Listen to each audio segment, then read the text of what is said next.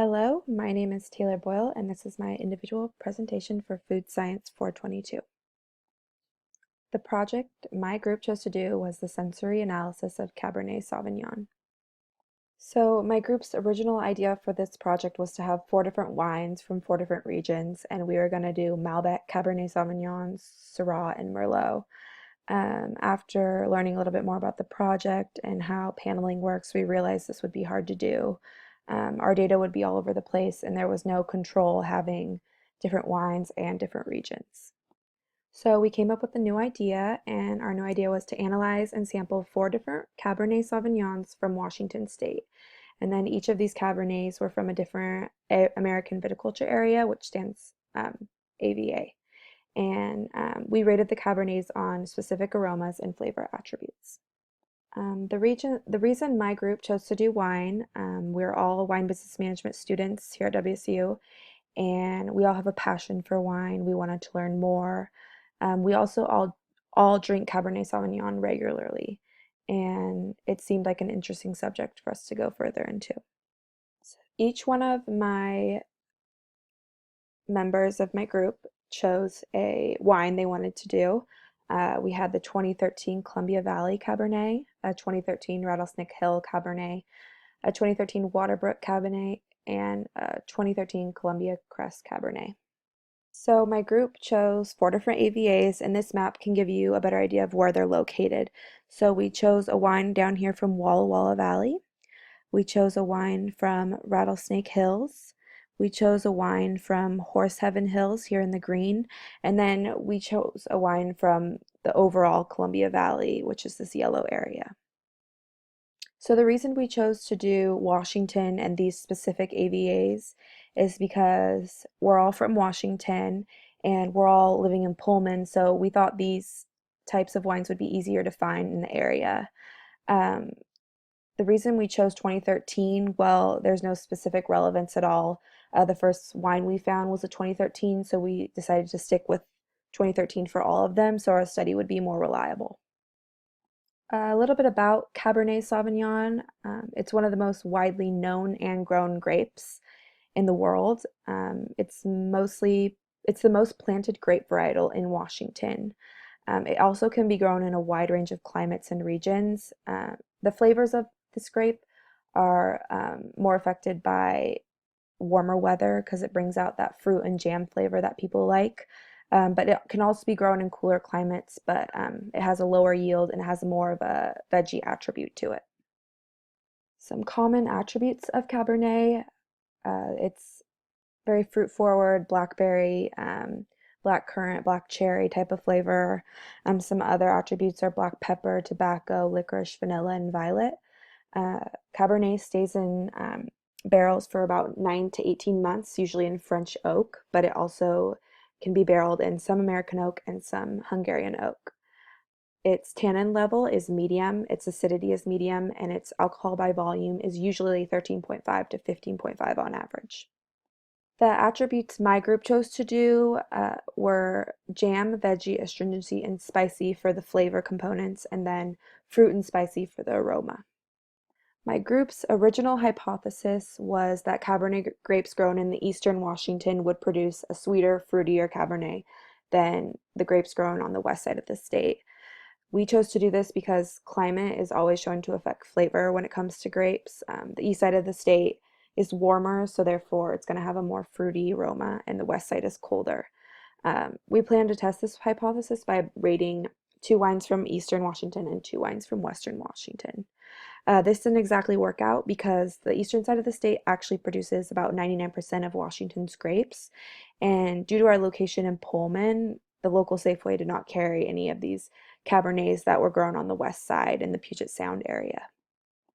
So the new hypothesis we came up with was each of the 4 Cabernet Sauvignons we chose will have a vegetal flavor of less than 5 on the 15 centimeter line scale.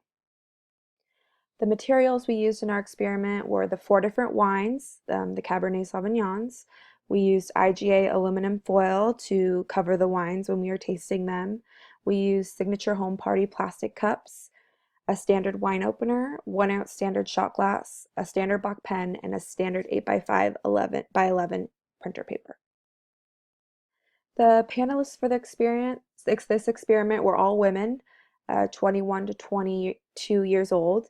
Uh, we're all regular customers of Cabernet Sauvignon. We have about 2 to 3 glasses of red wine a week, and we all prefer red over white wine. And another similarity was we're all wine business management majors. So the preparation that we did for this panelist was we served the wines at room temperature at around noon. Uh, we chose to do that room temperature because red wine is usually served at room temp. We uncorked and wrapped it in foil by a helper in a separate room. This way we didn't know which wines were which when we were tasting them. And the helper put a different random 3-digit code on each wine, and we didn't know which code correlated with which wine. The serving aspect of the preparation, each member had 4 plastic cups in front of them. The reason we chose plastic cups is because it's what we had, and we didn't have enough wine glasses for all 4 of the members. We gave each one of the cups a 3-digit code, which had a different order for all of us.